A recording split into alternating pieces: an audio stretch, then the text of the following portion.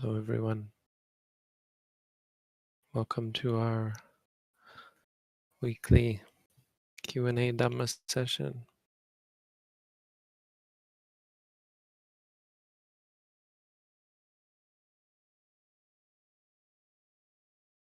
Today I thought we'd do a little meditating together.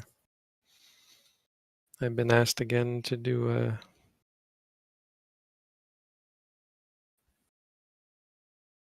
meditation session with the Tourism Authority of Thailand.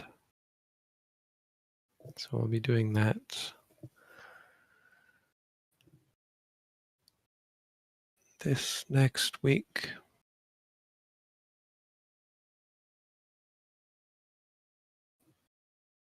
I have to record a video for them, and then we'll be doing live. I'll be doing a live stream, and people can join.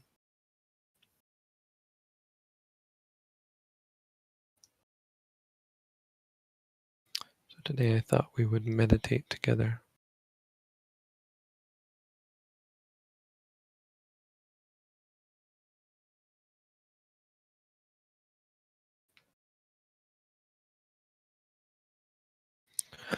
So come on in, close your eyes.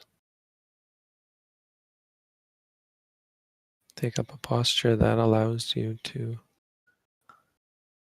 be at rest, but be alert and focus on your body and your mind.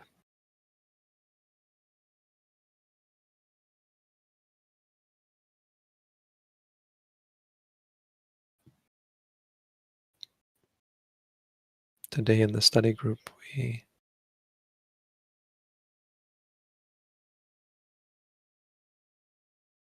read a sutta by Sariputta, a discourse by the Venerable Sariputta, the Buddha's chief disciple, who took up the Buddha's teaching and expanded upon it, showing that every aspect of the Buddha's teaching is like a fractal that can be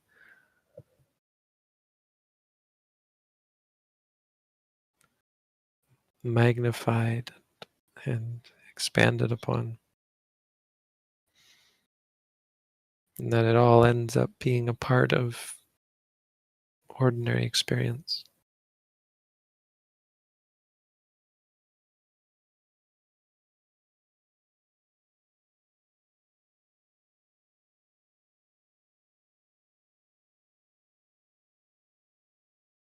When we think about the Buddha, we think about how the Buddha encouraged us to relate to experience, to free our minds from greed and anger and delusion.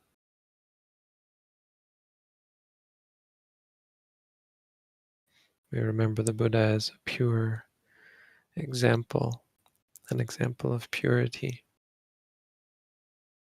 an example of the experience of reality simply as it is, without judgment or reaction or bias or skew in his perception.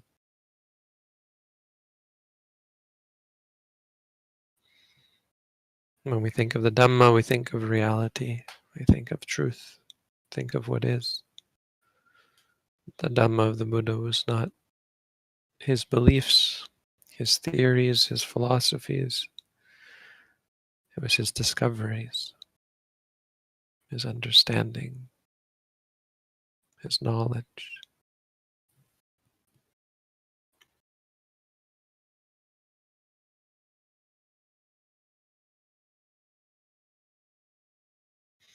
When we think about the Sangha, the followers of the Buddha, we think of those who have meditated, and we think of ourselves emulating, following in the footsteps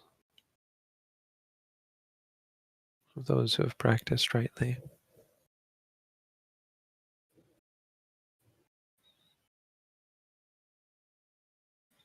We think of living up to the ideal of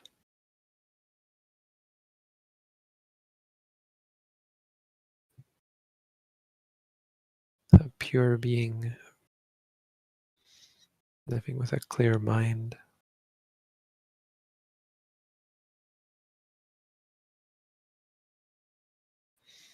And above all, we focus on our own mundane experience.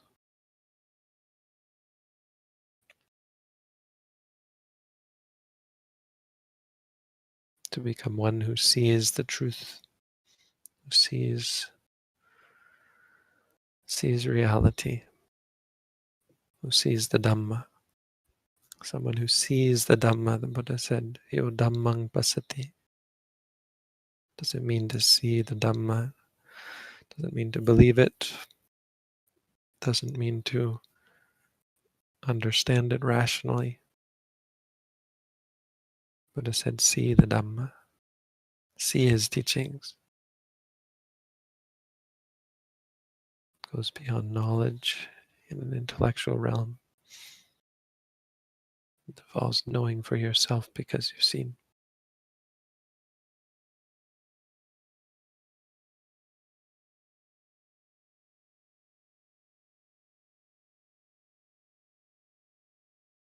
So today, let's just spend a little time together.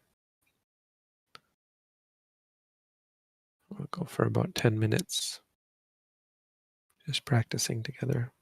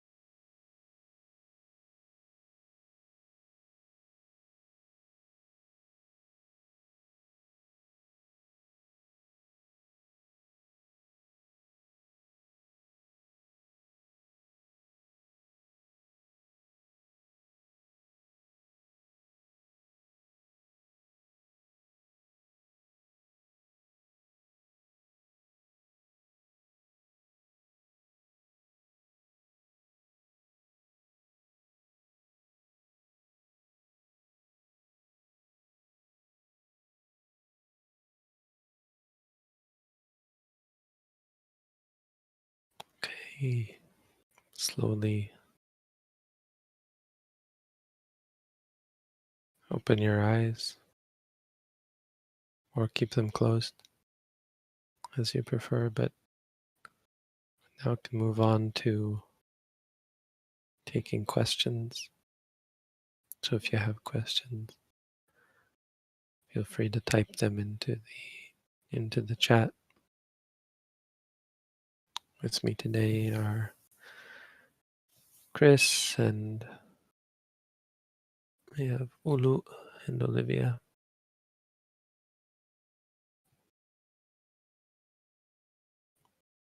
They'll be helping us to organize and ask the questions. But by all means, if you don't have questions, or if you've asked your question, just close your eyes and continue to meditate with us. We can meditate and listen. Our mind is not capable of doing two things at once, but it is capable of switching activities very quickly. So in between our thinking and in between our listening for comprehension, we can listen for understanding. Practicing together like this is a valuable exercise. It's not something we should depend upon. We should be able to practice on our own. But it's really the best way to come together as a group, to provide encouragement, to remind us that we're not alone.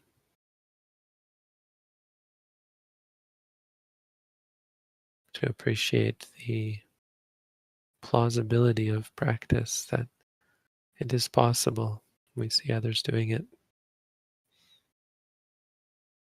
We feel not alone. We feel encouraged and supported in our practice. We fulfill the qualifications as a group of the word Sangha.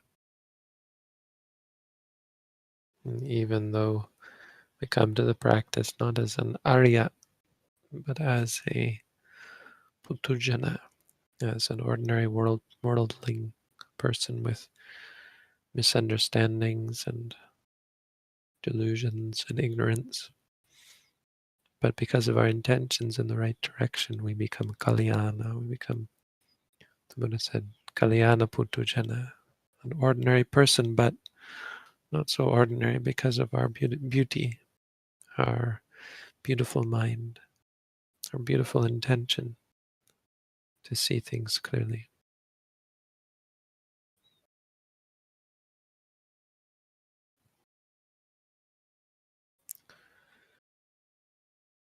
So we'll take questions, see how many there are. Maybe slow coming is fine. We'll just take it slow. I'm ready whenever you are, Chris. Okay, let's begin. What does it mean to note with discernment? Does discernment mean absence of thoughts? Discernment means absence of delusion. Discernment means a strength of mind. Discernment is something that you don't have when you begin to meditate. You're not able to discern the qualities of things. You need some experience. And so through the process of systematic, repeated observation, you begin to discern. And your noting has a power to it. There seems such a banality to noting things like rising, falling, but if and when you ever can note with discernment, where you really just know rising is rising, falling is falling, with a clarity and a purity and an objectivity that you cultivate, that you've cultivated over throughout the practice. If you can ever attain that state of discernment, that discernment that breaks free from samsara, that causes the mind to relinquish its grasp.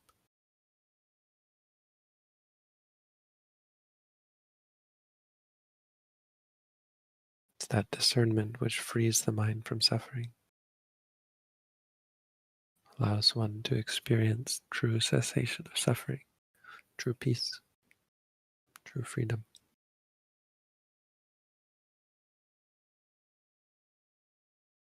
So it doesn't have anything to do with thoughts per se, but doesn't necessarily mean the absence of thought. It means the absence of delusion, the absence of ignorance or misunderstanding.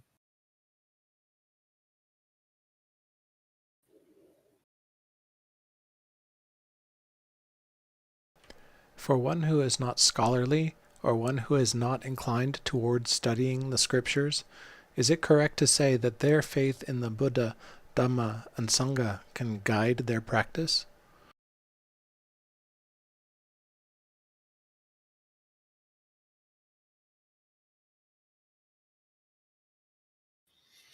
I'm not sure that faith is something that can really guide you. Faith is a dangerous thing as a guide because it's a certainty. So if the faith isn't based on wisdom, faith is less of a guide than it is a leader. Faith is leading the charge. It has a power to it.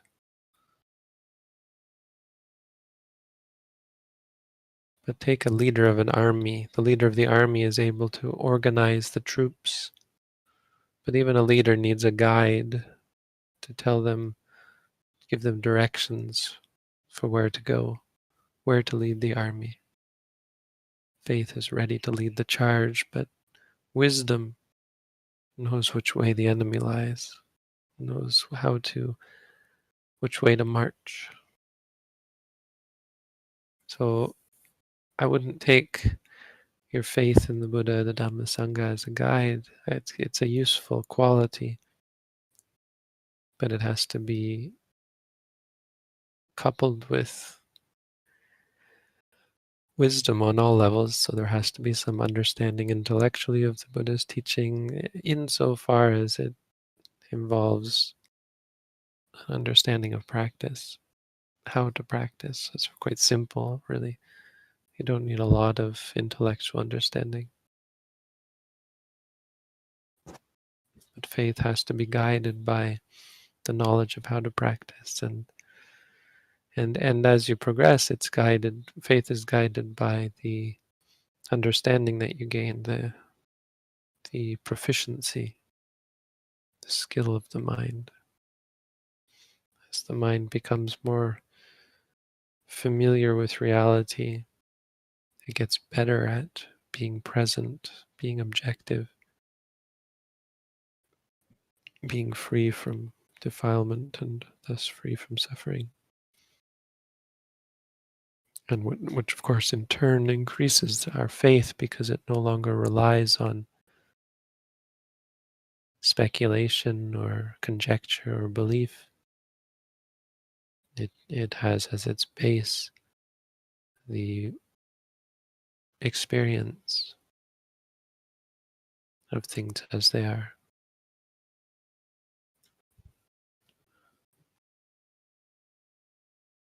So don't be discouraged. It's certainly not about scholasticism or any studying of the scriptures. That's one way of gaining the intellectual understanding you need, but it's not the most efficient way. The most efficient is to find a teacher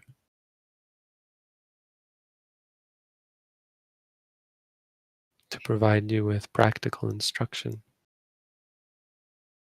on how to see the things the Buddha taught for yourself.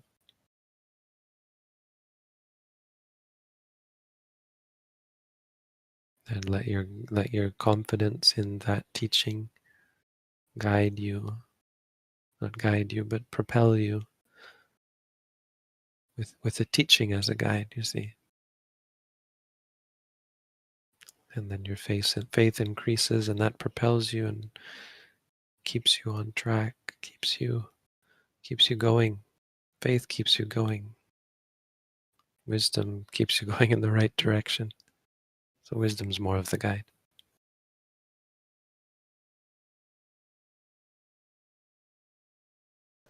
How should we be mindful of having fun? Is it technically a combination of happy and liking? Yes, that's pretty perceptive, I think. What we call fun involves liking and it involves happiness. So happiness is not a problem, but liking is a problem. Liking becomes addictive and it leads to negligence and what we call intoxication. The mind is not perceptive. It's not alert or aware or awake. It's distracted and addicted and inclined towards seeking out things that can't satisfy.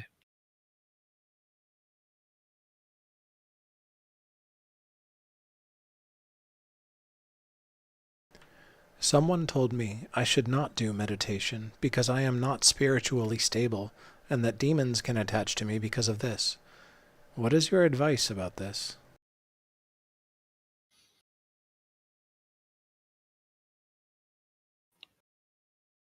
Well, I can't comment on your situation. It may be that you have issues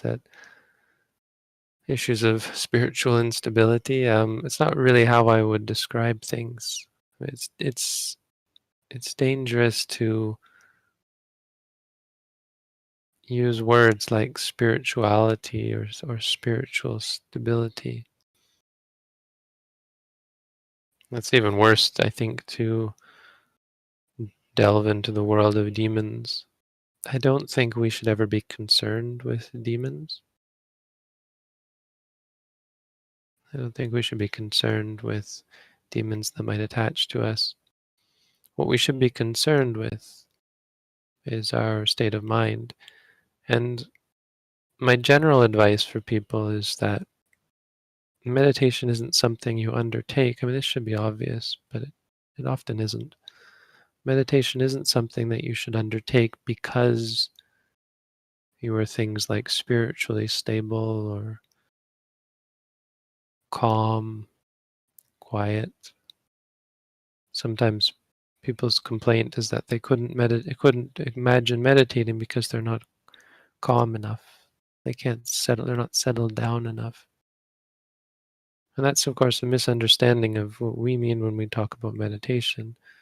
Meditation is a training to cultivate that sort of spiritual stability, mental stability, the mental peace of mind is a part of the ultimate goal.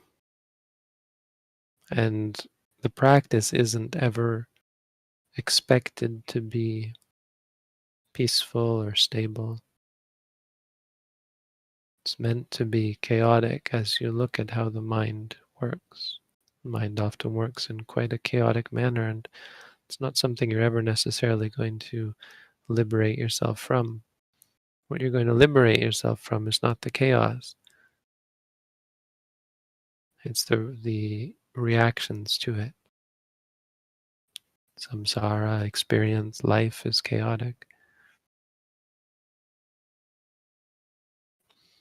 So don't be discouraged when there's not stability. Don't be discouraged even when your mind is apparently the mind of an insane person. You often feel as you practice that your mind is unwieldy. It's not manageable. So never really be discouraged when there's instability of mind, when it appears that you have craziness inside. Don't even be discouraged if you're assaulted by demons. Some people hear voices, some people see things. Sometimes it's hard to pass it off as hallucinations. But hallucinations or reality is not really, there's not really a difference. Because underpinning it all is our experience and our reactions to that experience. No matter whether we consider it to be real or imaginary, hallucination, none of that really has any bearing on the truth, which is that this is an experience. Either way, it's the same. So we note to ourselves seeing and hearing. If you're afraid or worried, you note that. If you like or dislike, you note that. Meditation is about cultivating spiritual stability. So don't think of lack of that as being a reason not to meditate. In fact, quite the opposite. Lack of stability is a reason why meditation is so important. Because without it, you just go on living your life in lots of bad ways, doing things that hurt you and hurt others because of your instability. You really need to meditate. You need mindfulness if you're ever going to find spiritual stability.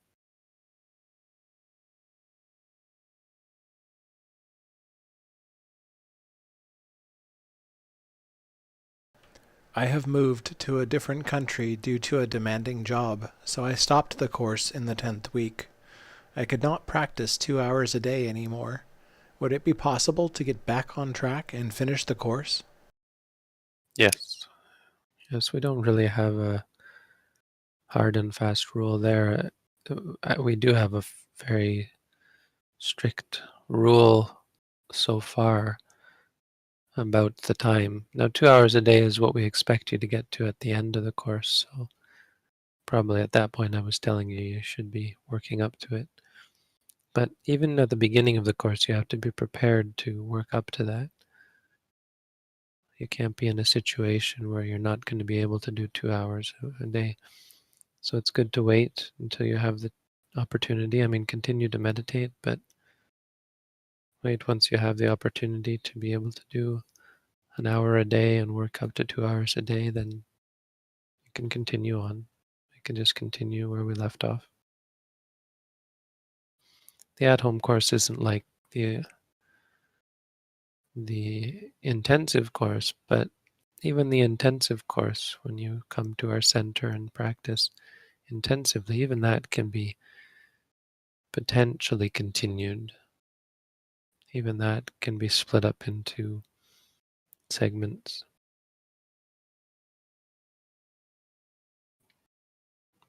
Really, the most important thing is that you keep up mindfulness, even when you're not on a course.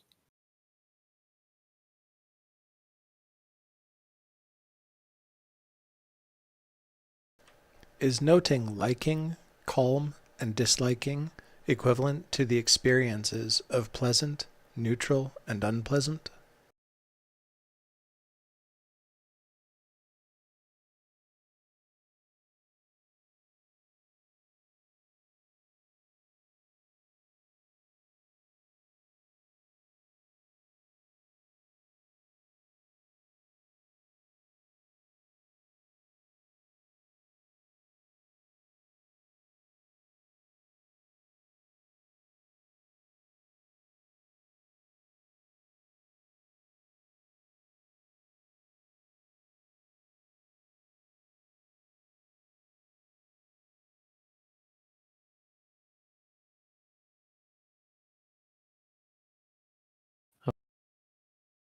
I was talking. I'll ask again. Is noting Yeah. liking, calm, and disliking equivalent to the experiences of pleasant, neutral, and unpleasant? Sorry, I think I was muted. No, they're not equivalent. So you can experience pleasant, unpleasant, and neutral feelings without liking and disliking. Now, when you're neutral, a neutral feeling and calm, yes, those are equivalent. But liking and disliking are reactions. Now, there are certain pleasant experiences that are accompanied by liking. Then there are certain unpleasant experiences that are accompanied by disliking, but that's not always the case. It's not necessarily the case. And so it's important that we separate our notings. If you like something, note the liking, but if you're just happy, just note happy. If there's pleasure, you can say pleasure. If there's pain, you can say pain. There's not necessarily a disliking of the pain. Of course, as a beginner, that often seems like it would be impossible. You can get to an experience where there's only pain without disliking of it. As in sports, I think it's common for people to experience pain without disliking, just because the mind is set in such a way as it's not fazed by it. It's actually a little bit heady or high on the adrenaline and so on. So the pain is experienced just as pain. Now in meditation, it's quite different from athleticism, but the state of mind, the frame of mind is very similar because of the acceptance.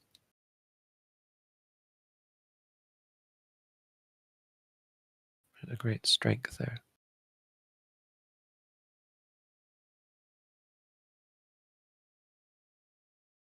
I often feel inferior to other people or ashamed of myself because of constant comparison and low self-esteem. What is the proper way to note this?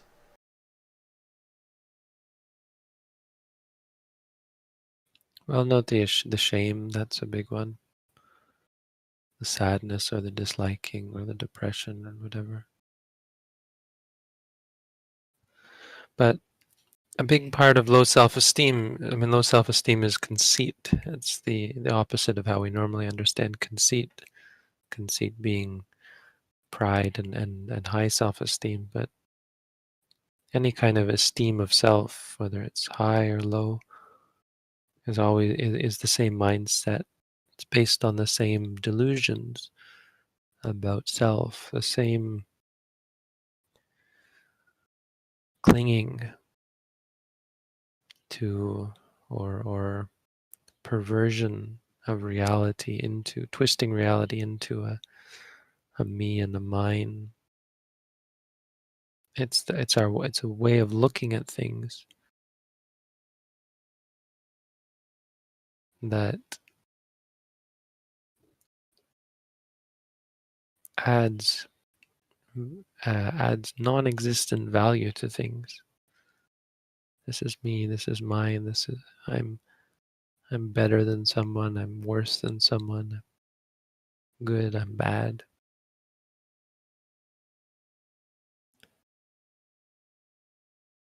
See, the Buddhism and non-self is not really about whether there is or isn't a self or a soul or an ego. It's about our perspective.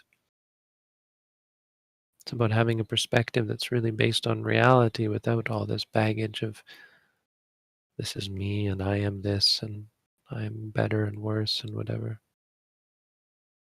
Self-esteem is just extra baggage. Low self-esteem, high self-esteem. And because it's delusion, it's not exactly something you can note. It's rather something that goes away as you note, because it is a delusion. It is a obscurity. It is a darkness and a blindness. Conceit can only exist in conjunction with ignorance and misunderstanding. A skewed perception, a perception that has nothing to do with reality. It's not based on reality that we gain conceit. There's no reality in the I am better, I am worse. These are just our own mental machinations.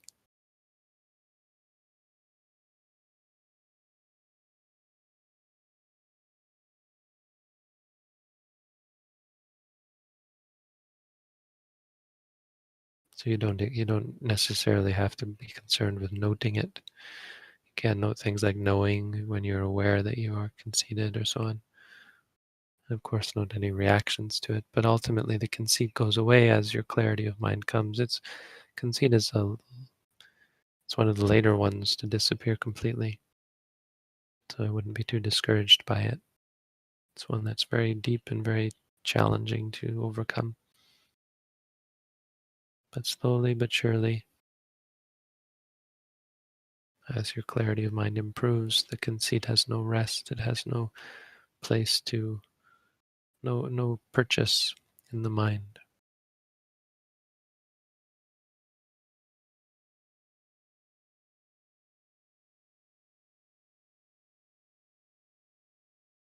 How do I note or choose what to note when the sensations get very fast? Sometimes I don't have the time to say the words in my mind. No, don't let them bully you. Don't let experiences bully you. They're not in charge, you are. Take your time, pick something. If there's lots of somethings, just pick something. And if they're really too quick to be mindful of something, then just note the quickness. If your mind is restless or distracted, note that. If it's chaotic, note that. You can say chaos, or overwhelmed if you're overwhelmed. Knowing if you're aware, just aware that it's so fast. Just don't be note the awareness, knowing. It's just a reaffirmation. Yep, it's like that. And we reaffirm things with our noting is because we want to avoid any kind of judgment or reaction. So don't let your mind start to react like, oh, this is a problem. What am I going to do? No, it's not a problem. It's an experience. Just try and note the experience. Don't let reality bully you. That's where strength comes from. When you look it in the eye and you stare it down and you don't blink.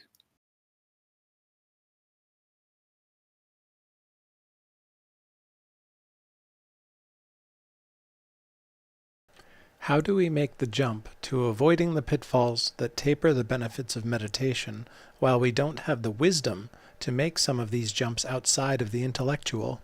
Is there a leap of faith?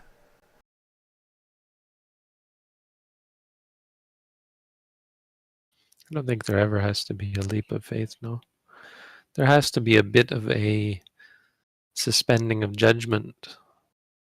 But that's with anything you undertake. You have to try things when meditation is something new. So you have to take, inevitably in anything, there's that much of a leap of faith. It's not a leap of faith, it's a suspending of judgment. You you work like a scientist, right? A scientist reserves judgment, but it doesn't mean they turn off their judgment. They turn on instead their observational skills.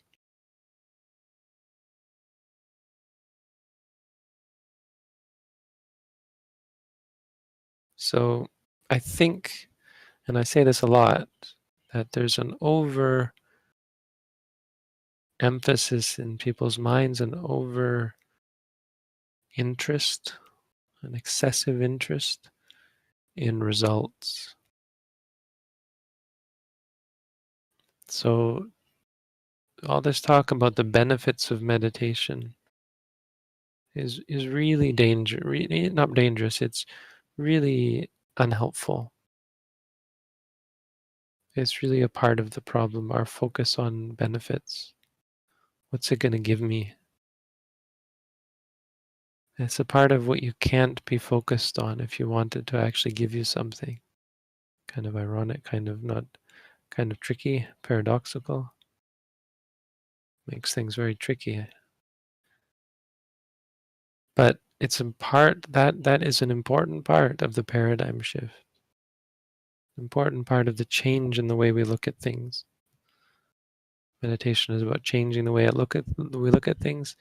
Part of that change has to be our estimation of things like meditation or anything like meditation. We have to change from esteeming things, judging them based on their results, or based on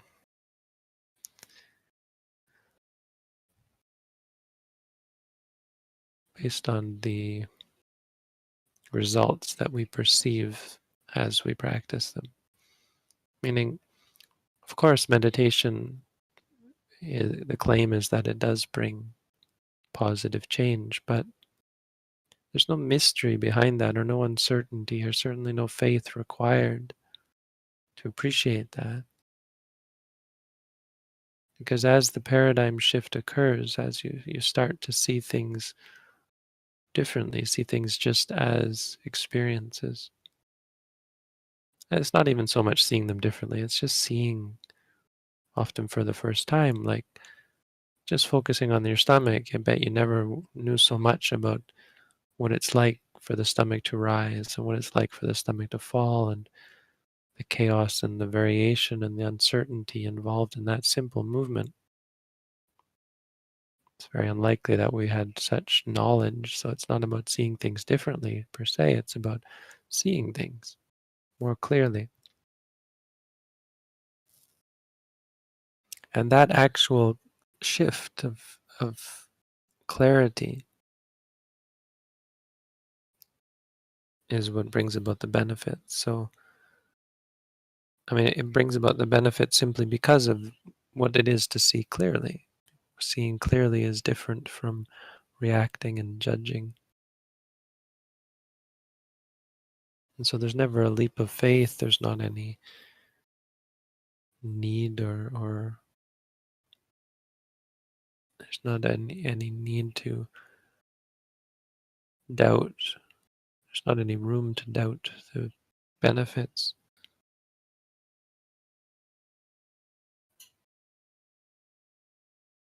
Because you're cultivating and you're experiencing the clarity and the purity of mind, which is really the prime benefit in itself. So the best way to approach the practice is not in terms of what's it going to give me, but in terms of what's it like. When you practice in this way, what's it like? And you should hopefully see that it's quite pure. It's quite clear in mind, quite objective in mind. And when you know that it's like that, you shouldn't have any reason to waver or doubt about what might come from that. It's unreasonable to suggest that clarity and purity of mind would ever lead to anything harmful or anything bad or anything but goodness and happiness. You don't really need faith for that.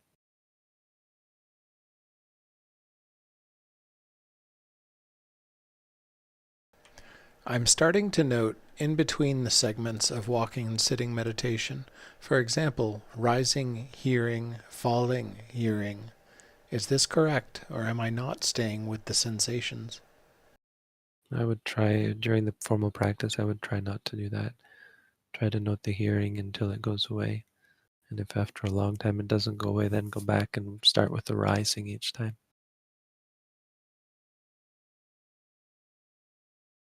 It's just a little more focused that way. When returning to the stomach, should we note waiting while waiting for the rising? Yeah, that's a good note. You can also just note sitting.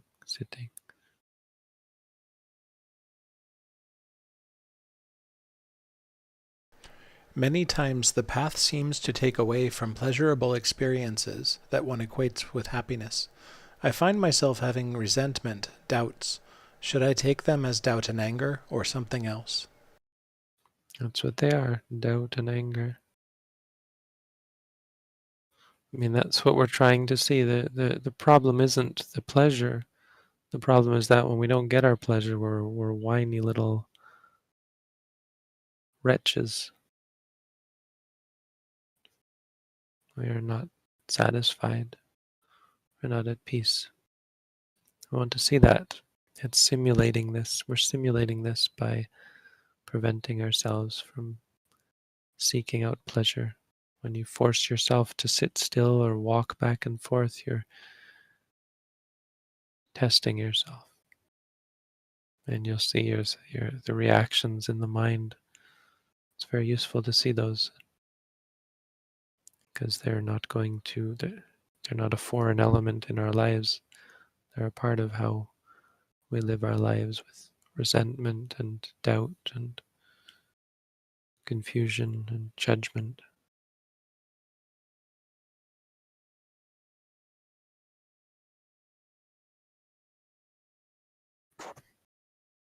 Sometimes I feel I'm missing out on potential benefits since I very rarely note the rising and falling with continuity. I almost feel like I'm noting the stomach less as I continue. Do you have any advice? Well, try and always come back to the stomach. There's nothing special about it, but it is a good base object. So try and note something, and when that something's gone, if possible, try and come back to the stomach. And it takes practice, and at certain stages you're going to be very distracted, so just be patient with that and note it as best you can. A big part of our practice is catching things that we're forgetting to note, refining our practice, fine-tuning it. So try and be discerning there in terms of what you might be missing. Catching when something is experienced and you didn't note it. The first chapter in our booklet is probably the most important for this reason, because it outlines the various sorts of things you can be mindful of. Try not to forget any of them.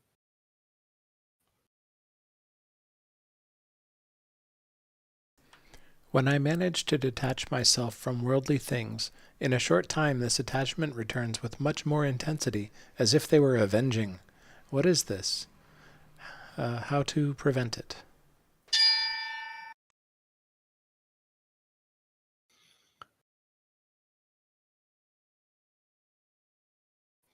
Well, part of it is our letting our guard down. So you become, through meditation practice, you become more accepting, right? Ordinarily we're wary and we are reactionary. And so through mindfulness you become more relaxed, less tense, less stressed, less reactionary. And so our ordinary emotions, we're not prepared for them. Ordinarily we're prepared to fight them or to engage in them or so on. When you're not ready to do that, you find yourself caught off guard. It's not a bad thing, it's just a challenge. So don't be discouraged by that. It's just your new situation, how you've situated yourself. And if you can stand and bear the onslaught of the emotions and the attachments, you'll find great benefit from it, because there's nothing behind the intensity.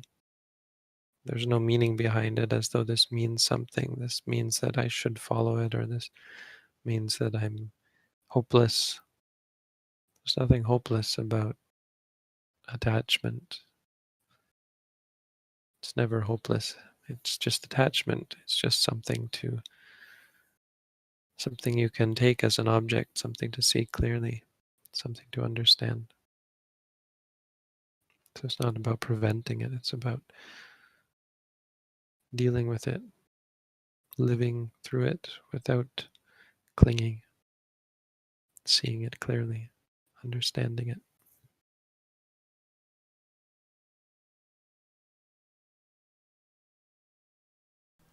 I used to get so calm in meditation that I could see all thoughts coming before they come.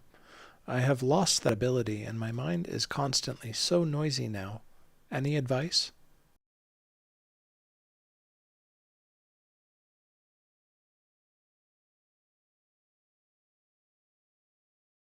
I'll be patient with that. So being calm can often be a habit, or a result of habits of mind that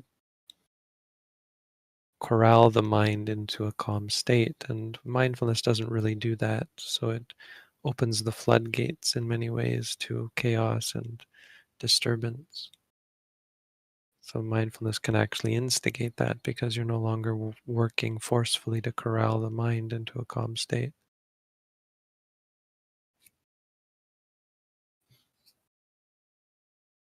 The calmness isn't really the ability. I mean, it's not an important ability if in mindfulness practice. A much better and more useful ability is the ability to be mindful of chaos. Because the chaos has causes. There are reasons why the mind is chaotic and in turmoil. They're not mindfulness, but they're there.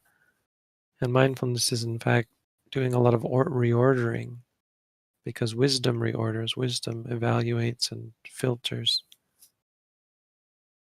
Wisdom adjusts the mind by itself without any further action.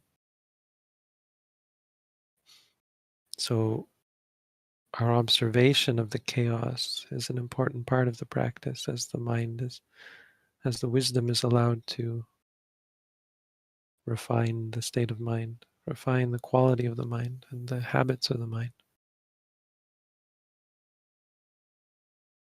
Noisy isn't a problem. Your disliking of the noise, that's the problem.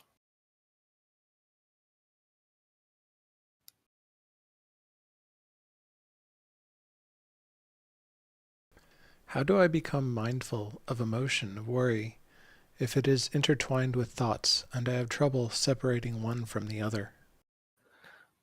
Well, meditation is a challenge. You don't have to exactly separate them. You just have to recognize them and note one of them. Note whatever's clearest. It will get easier to discern as you go along.